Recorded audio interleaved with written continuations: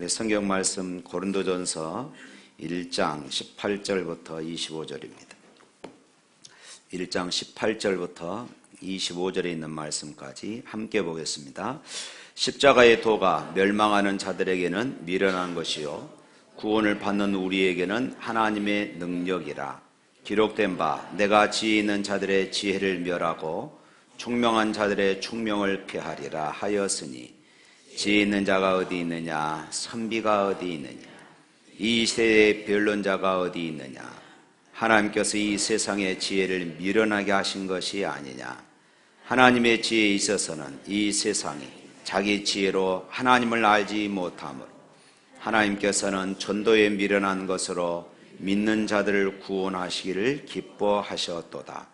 유대인은 표적을 구하고 헬라인은 지혜를 찾으나 우리는 십자가에 못 박힌 그리스도를 전하니 유대인에게는 거리끼는 것이요 이방인에게는 미련한 것이로되 오직 부르심을 받은 자들에게는 유대인이나 헬라인이나 그리스도는 하나님의 능력이요 하나님의 지혜니라.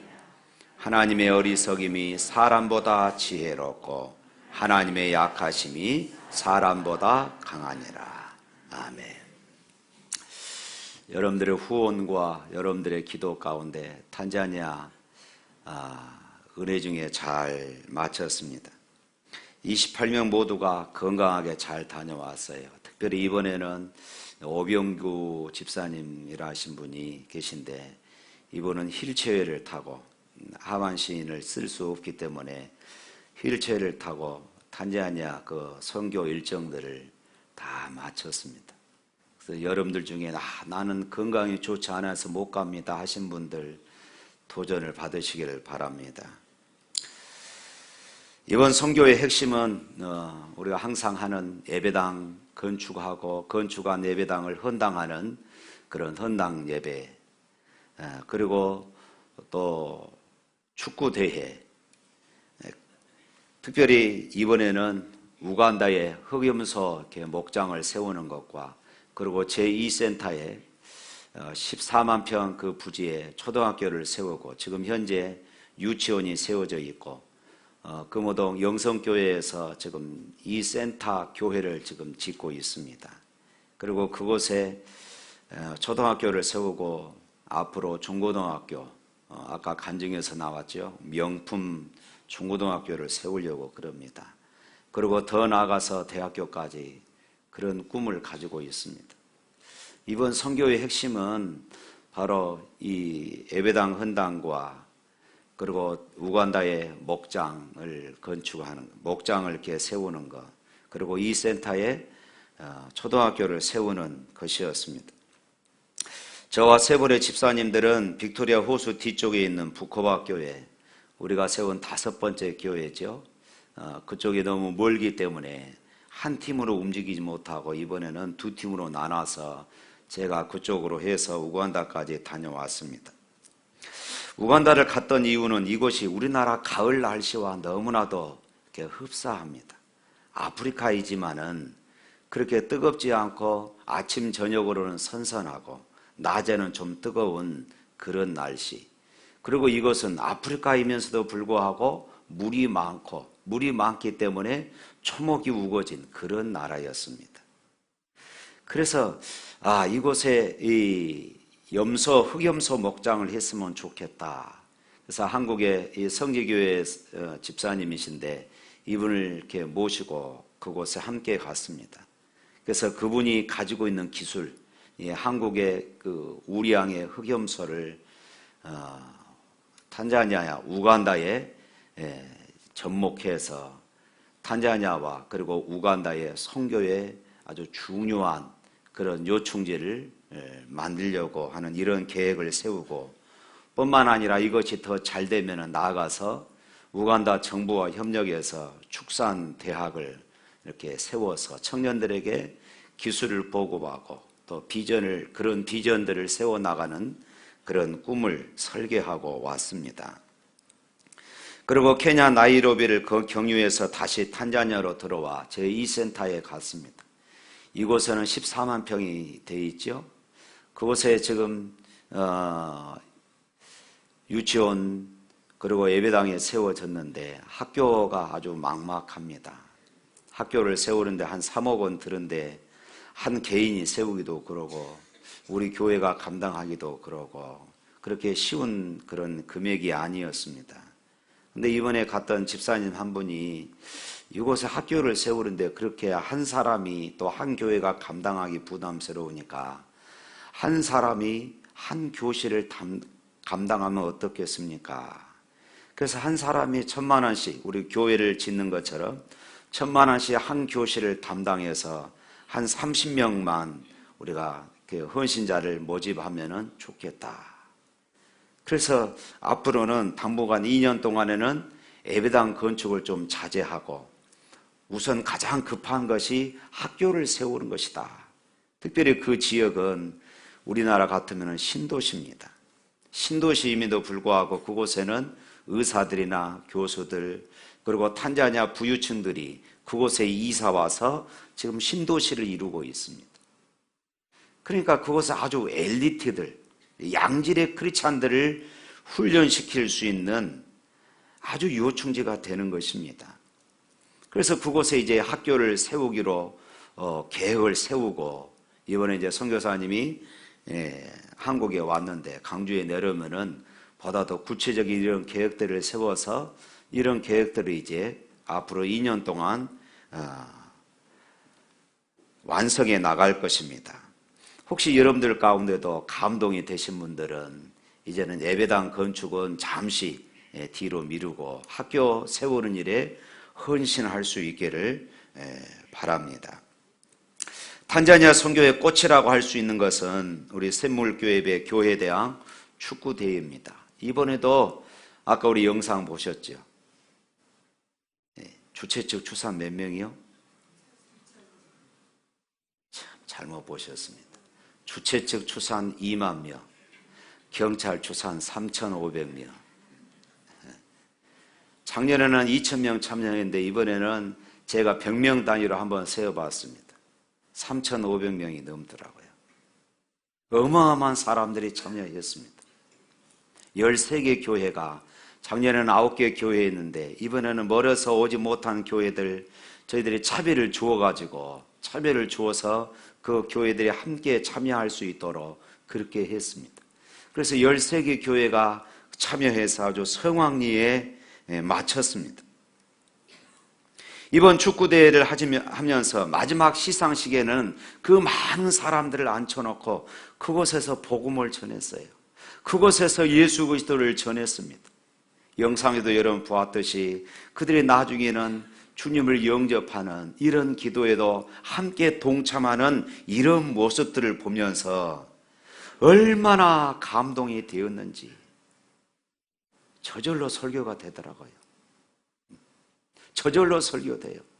우리가 애써서 모이라고 해서 모인 것이 아니라 자기들 스스로 축구가 좋아서 모여서 더군다나 애국인들이 앞에 나와서 하니까 더 많은 사람들이 모였고 그들 앞에 자연스럽게 십자가를 전할 수 있었습니다. 이것이 얼마나 멋진 일입니까? 특별히 이번 축구대회는 보건소에서 의료팀이 파견되었고 경찰서에서 또 질서유지팀이 그렇게 파견되었으며 그 지역의 도지사도 함께 참여해서 내년에는 이 도지사가 이 부분을 조금 더 감당하고 책임져서 더 많은 더 큰 행사가 되도록 해주겠다 하는 이런 약속도 받고 왔습니다. 특별히 이번 선교를 다녀오면서 기도 제목도 한 가지 가져왔습니다. 우리가 콩가교회 작년에 선교 다녀와서 콩가교회 사역자의 자녀를 낳지 못한다는 이런 기도 제목을 가져와서 기도해서 하나님께서 귀한 딸을 주셨어요. 이번에도 축구대회를 하는 그 은반대 교회, 이 은반대 교회가 그 지역의 한 중심이거든요. 은반대 교회의 사역자가 선교사님 제자를 그곳에 파송을 했는데 결혼한 지 7, 8년이 되었음에도 불구하고 아직 자식이 없어요. 아이를 낳지를 못합니다. 그곳에서 많은 사람들이 함께 모여서 손을 얹고 기도해 주었습니다. 여러분, 셀가족 예배를 드릴 때마다, 우리가 또 수요일 날 예배 드릴 때마다 이 가정을 위해서 또 기도할 것입니다. 여러분들 생각날 때마다 기도하시고, 특별히 우리 도고 기도팀들 꼭 이분들을 위해서 기도하시기를 바랍니다. 이들의 이름은 키눈다. 이 사역자의 이름이 키눈다입니다. 키눈다. 따라서 합시다. 키눈다. 키눈다. 아이를 키운다. 그러면 좋습니다. 키운다. 여러분, 이 가정을 위해서 기도하셔서 내년에 우리가 또 갔을 때는 콩과 교회처럼 또다시 우리가 그 아이가 출생하는 이런 모습 통해서 하나님께 영광 돌리는 이런 귀한 역사가 일어날 수 있기를 바랍니다. 사랑하는 성도 여러분, 선교는 하나님의 명령이고 하나님이 기뻐하시는 일임을 믿습니다. 그럼에도 불구하고 선교는 그렇게 쉽지만은 않습니다. 이번에도 짧은 일정임에도 불구하고 17개 교회 지교회를 방문하고 5개 지교회에 헌당 예배를 드렸습니다. 어느 날은 차가 고장 나서 밤 11시에 지교회를 방문하고 저희 교회에 갔다가 숙소에 돌아오니까 밤 12시가 넘는 이런 경우도 있었습니다. 또한 우리가 세운 6번째 교회인 이사바 교회를 가는 길은 너무나도 힘들고 어려운 그런 여정이었습니다. 특별히 이 교회는 선교 일정 마지막에 일정이 있어서 지금은 모두가 지쳐있는 상황이었어요. 더군다나 그곳까지 가는 길이 4시간인데 이 길이 신장로 길입니다. 여러분 아시죠? 신장로 길. 그 길을 4시간을 가는데 어찌나 힘이 들든지 저는 우리가 6번째 세웠잖아요. 그 교회, 우리가 세운 교회임에도 불구하고 제가 힘들더라고요. 그런데 다른 사람들은, 다른 교회의 성도들은 자기들과 관계없는 교회이기 때문에 더더욱 힘든 그런 여정이었을 것입니다. 4시간에 거쳐서 거의 도착했는데 한 20여 분 앞에 두고 그 지역에 홍수가 나가지고 차가 건너갈 수가 없는 것입니다. 그곳에서 여러 가지 이야기들이 나왔어요. 야, 우리가 선물만 들고 건너가자. 지금 무릎 위까지 물이 차 올라왔거든요. 선물만 들고 건너가자 하는 이런 의견을 제가 제시를 했습니다.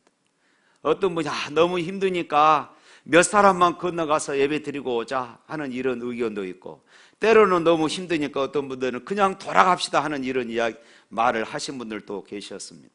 그런데 현지인들이 그 순간에 또 길이 없는 곳에 새로운 길을 또 찾아서 길이 없는 곳으로 차가 삥삥삥 돌아서 그 현지에 도착했어요. 이사바 교회에 도착했더니 우리가 도착 약속 시간보다 2시간이 늦었음에도 불구하고 아이들이 교회 마당에서 우리를 환영하며 찬양하는 이런 모습들, 교회 안에 들어가니까 청년들, 어른들이 또 우리를 환영하면서 찬양하는 이런 모습들을 볼 수가 있었습니다.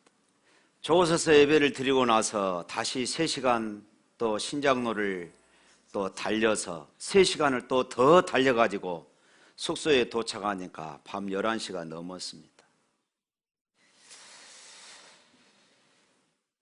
사랑하는 성도 여러분, 선교는 하나님이 기뻐하시는 일이지만은 저는 이번 선교를 보면서 선교는 십자가로 하는 것이구나 하는 것을 다시 한번 확인했습니다. 우리가 이제 방금 1분 조금 넘게 이사바 들어가는 길을 여러 번 보았습니다만은 저희들은 그 길을 4시간에 걸쳐서 들어갔습니다. 십자가가 선교의 내용이 되고, 십자가가 선교의 방법이 되고, 십자가가 선교의 결론이다. 할렐루야. 저는 그것을 십자가의 선교라 이렇게 부릅니다. 십자가를 선포하는 것이 선교입니다. 십자가를 경험하는 것이 선교입니다. 십자가를 경험하지 않고 그냥 편안하게 다녀오는 것, 이것은 선교가 아닙니다. 십자가를 선포하는 것. 우리가 선교할 때 다양한 방법을 생각할 수 있습니다. 우리나라가 어렵던 시절 미국 선교사가 와서 촛그릇을 들고 밀가루를 주면서 선교했습니다. 조금 더 나아가서는 학교를 세우기도 하고 병원을 세워주기도 했습니다. 심지어는 건강한 사회운동이나 민주화 통일운동, 새마을운동, 또 도덕재무장운동, 이런 것들도 하나의 선교입니다. 우리가 행하는 태권도 선교, 컴퓨터 선교, 또 축구대회 선교, 이런 것들도 하나의 선교라고 할 수 있습니다. 의료 선교도 선교입니다. 다양한 사람들에게 다양한 방법으로 우리가 접근할 수 있습니다. 그러나 태권도를 가르치는 것 자체가 선교라고 보기는 어렵습니다. 축구 대회를 하는 것 자체가 선교라고 보기는 어렵습니다. 어떤 선교든지 빠져서는 안 되는 것이 있습니다. 그것은 바로 십자가입니다. 할렐루야. 십자가 없는 선교는 성경적인 선교가 아닙니다. 십자가에 달린 예수님을 말해야 그것이 선교고, 그 예수님을 선포해야만이 이것이 선교입니다. 오늘 본문 22절과 23절 말씀 한번 볼까요? 22절 23절 시작. 유대인은 표적을 구하고 헬라인은 지혜를 찾으나 우리는 십자가에 못 박힌 그리스도를 전하니 유대인에게는 꺼리끼는 것이요 이방인에게는 미련한 것이로되. 십자가는 유대인이나 헬라인이나 다 좋아하지 않았습니다. 유대인은 기적을 믿는 민족입니다. 유대인이 믿는 메시아는 좀처럼 죽지 않는 전쟁의 용사였어요. 마치 다윗처럼. 그런데 메시아로 오신 예수님이 십자가에 달려 돌아가셨습니다. 어떻게 죽은 메시아를 믿을 수 있겠습니까? 그래서 유대인들에 있어서 십자가는 거리끼는 것이었습니다. 여기서 이 거리낀다 이 말은 길 가다가 사람을 넘어지게 하는 돌뿌리 같은 것, 바로 이것입니다. 예수님을 메시아로 믿고 싶은데 십자가에 죽었다니 안 믿어지는 것입니다. 차라리 십자가가 없었으면 믿을 뻔했습니다. 그런데 십자가에 죽은 메시아를 어떻게 믿겠습니까? 헬라인에게는 십자가는 어리석은 것입니다. 알다시피 헬라인들은 철학하는 백성들입니다. 소크라테스, 플라톤, 아리스토텔레스 다 헬라인들입니다. 이들이 생각하는 철학은 필로소피와 곧 지혜를 사랑하는 것입니다. 지혜는 논리적인 것입니다. 합리적인 것입니다. 어떤 사람도 이유 없이 스스로 죽지 않습니다. 헬라인이 믿었던 제우스 신도 불사의 신으로 올림푸스 산에서 살았습니다.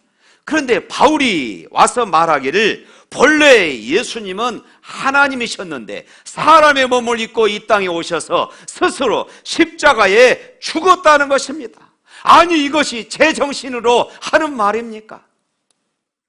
무식한 사람도 스스로 죽지 않는데 하나님이 스스로 죽다니 이것이 말이 되는 이야기입니까? 그래서 헬라 사람들은 십자가를 미련한 것이라고 생각을 했습니다. 어리석은 것으로 생각했어요. 여기서 어리석다 이 말은 헬라어로 모리아라는 말인데 웃기다, 코미디, 정신 나간 짓, 그런 뜻이에요. 헬라인들이 생각하기를 십자가는 정신 나간 짓입니다. 그렇습니다. 전도나 선교의 어려움은 이 어리석은 십자가, 이해가 안 되고 논리적이지 않는 십자가, 합리적인 현대인들에게 터무니없이 들리는 십자가를 전해야 한다는 것입니다. 그런데 사람들은 십자가 이야기에 관심도 없고 잘 이해도 않습니다. 그래서 하는 것이 무엇입니까? 쉬운 이야기를 좀 더 수준 높은 것으로 만들어서 어렵게 설명하기 시작했습니다. 그런데 어렵게 말하면 듣기는 그럴싸하지만은 그것이 무슨 뜻인지 이해가 되지 않는 것입니다. 사랑하는 성도 여러분, 선교는 십자가, 예수 그리스도를 전하는 것입니다. 할렐루야. 23절 다시 한번 볼까요? 시작. 우리는 십자가에 못 박힌 그리스도를 전하니 유대인에게는 거리끼는 것이요 이방에게는 미련한 것이로되. 우리는 십자가에 못 박힌 그리스도를 전하니 이렇게 말씀하고 있습니다. 어떤 사람은 사람들에게 물질을 주는 것이 선교라고 생각합니다. 아주 위험한 생각이에요. 물론 우리 교회도 조만간 탄자니아에 우리가 세운 교회 아이들과 자매 결연해서 1인당 2만 원씩 그렇게 후원을 할 이런 계획들을 세우고 있습니다. 그렇습니다. 우리가 가난한 사람들에게 쌀을 나눠줄 수 있고 아픈 사람들을 치료해 줄 수가 있습니다. 그러나 그것이 선교가 아닙니다. 배고픈 사람에게 구호 물자를 나눠주면은 몸은 살릴 수 있지만은 그 영혼은 살릴 수가 없습니다. 선교는 십자가의 예수님으로 사람을 살리는 것입니다. 어떤 방법으로 하든지 예수님을 말해야 선교고 예수님을 주어야 살아납니다. 할렐루야. 사도행전 3장에서 베드로가 말한 것을 기억하십니까? 3장 6절 말씀에 베드로와 요한이 성전에 들어가면서 그렇게 말했어요. 한번 읽어볼까요? 베드로가 이르되 은과 금은 내게 없거니와 내게 있는 것을 이것을 내게 주노니 나사렛 예수 그리스도의 이름으로 일어나 걸으라. 안진뱅이에게 지금 당장 필요한 것이 무엇이에요? 은과 금이었습니다. 그러나 베드로는 당장 필요한 것을 주지 않고 영원히 필요한 것을 주었어요. 나사렛 예수의 이름으로 일어나라. 나사렛 예수가 선포되는 순간 안진뱅이가 일어난 줄로 믿습니다. 그러나 오늘날의 상황은 반대입니다. 은과 금은 많은데 나사렛 예수 이름에 능력이 없습니다. 나사렛 예수가 없으니까 있는 것 은과 금만 주려고 합니다. 초대교회가 구제한 것 사실입니다. 우리가 가난한 사람들 돕는 것이 너무나도 당연한 것입니다. 그러나 빵이 예수님보다 먼저가 아닙니다. 예수님 없이 빵을 주면은 줘도 예수님을 떠나고 안 줘도 예수님을 떠납니다. 예수님 없이 몸을 고치면은 고쳐도 예수님을 떠나고 안 고쳐도 예수님을 떠나요. 예수님 없는 성공을 가르치면은 성공해도 예수님을 떠나고 성공하지 않아도 예수님을 떠납니다. 여러분 이것을 알아야 합니다. 영원히 필요한 것을 우리가 주어야 돼요.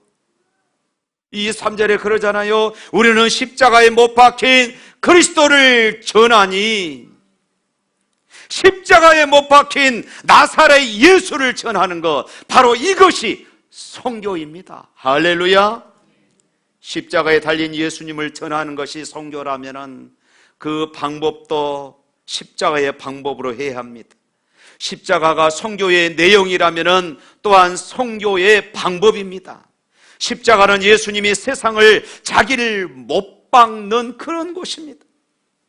선교의 메시지가 십자가에 죽은 예수님이라면은 선교의 방법도 예수님처럼 죽는 것입니다.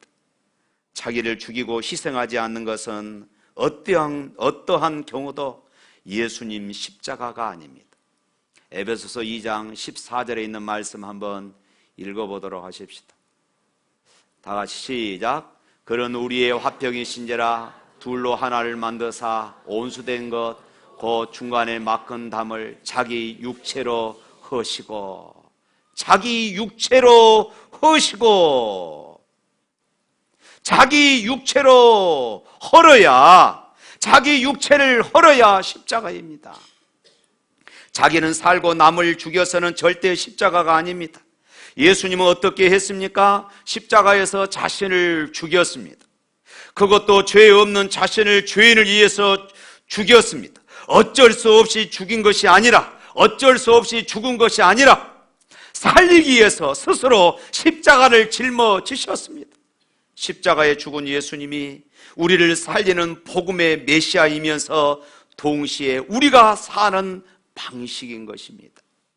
사랑하는 성도 여러분, 십자가에 죽은 예수님 때문에 우리가 산 것처럼 십자가에 달린 예수님처럼 우리도 살아야 하고 우리도 남을 살려야 하는 것입니다.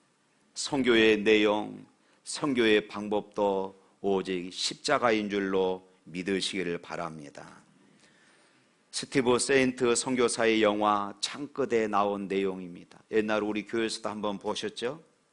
스티브의 아버지를 포함한 5명의 선교사가 에콰도르의 밀림지역에서 선교하다가 아우카족들의 창에 맞아서 다 순교하고 말았습니다. 이때 한 선교사가 하늘 향해서 총을 쏘았습니다. 만일 이 총을 하늘 향해서 쏘지 않고 아우카족을 향해서 쏘았다면 이들은 죽음을 면하고 살 수 있었을 것입니다. 그러나 그들은 이 원주민들을 죽일 수가 없었습니다. 그들은 원주민들을 죽이지 않고 자기들이 죽으면서 이렇게 말했습니다. 부하 비하 우능부하, 당신들은 내 친구입니다. 당신들은 내 친구입니다.